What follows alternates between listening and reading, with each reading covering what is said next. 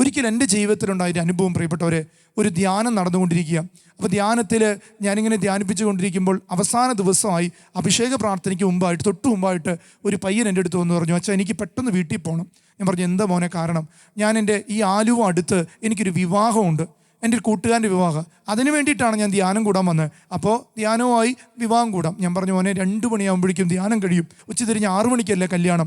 അതുകൊണ്ട് നീ എന്ത് ചെയ്യണം, ഈ അഭിഷേക പ്രാർത്ഥന കഴിഞ്ഞ് അപ്പം തന്നെ പൊക്കോ, അപ്പോൾ നിനക്ക് അപ്പോഴും കല്യാണം കൂടും. അവൻ പറഞ്ഞു, എനിക്ക് ഇപ്പം തന്നെ പോകണം, എനിക്ക് ഈ 3 ദിവസത്തെ അഭിഷേകം മതി, എനിക്കിത് മതി. അപ്പോൾ അവൻ ഭയങ്കര വാശി പിടിച്ചു. പ്രിയപ്പെട്ടവരെ, എൻ്റെ ഉള്ളിലും ദേഷ്യം വന്നു. ഞാൻ പറഞ്ഞു, നീ ഇവിടുന്ന് പോകില്ല, 6 മണി കഴിഞ്ഞാലും നീ ഇവിടുന്ന് പോകില്ല. ഞാനും അങ്ങോട്ട് വാശിയായി, അവനും ഇങ്ങോട്ട് വാശിയായി. പ്രിയപ്പെട്ടവരെ, ഞാൻ എൻ്റെ വാശിയിൽ നിൽക്കുമ്പോൾ പെട്ടെന്ന് അവിടെ നിന്ന് ശുശ്രൂഷ ചെയ്യുന്നൊരു സഹോദരിയായ സിസ്റ്റർ വന്നിട്ട് പറഞ്ഞു, അച്ഛാ ഈശോയെ എടുത്തു വെച്ച് നമുക്ക് അവസാനത്തെ പ്രൈസ് ആൻഡ് വർഷിപ്പിന് ഒരുങ്ങണം.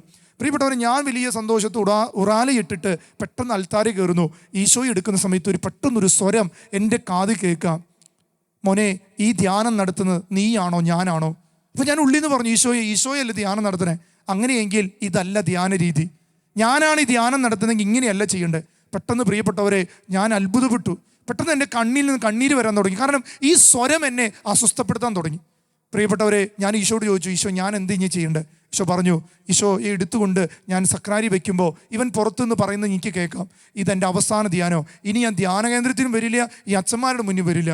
പ്രിയപ്പെട്ടവരെ, എന്നോട് ഈശോ പറഞ്ഞു, നീ മുട്ടുകുത്ത്, അവൻ്റെ മുന്നിൽ മാപ്പ് ചോദിക്ക്. പ്രിയപ്പെട്ടവരെ, ഞാൻ ഇത് ചെയ്യുന്നത് എൻ്റെ ഈശോ പറഞ്ഞതുകൊണ്ടാണ്. പ്രിയപ്പെട്ടവർ, ഞാൻ മുട്ടുകുത്തുമ്പോൾ ഇവൻ എന്നോട് ചോദിച്ചൊരു ചോദ്യമുണ്ട്, എന്നെ ശപിക്കുകയായിരിക്കൂലേ?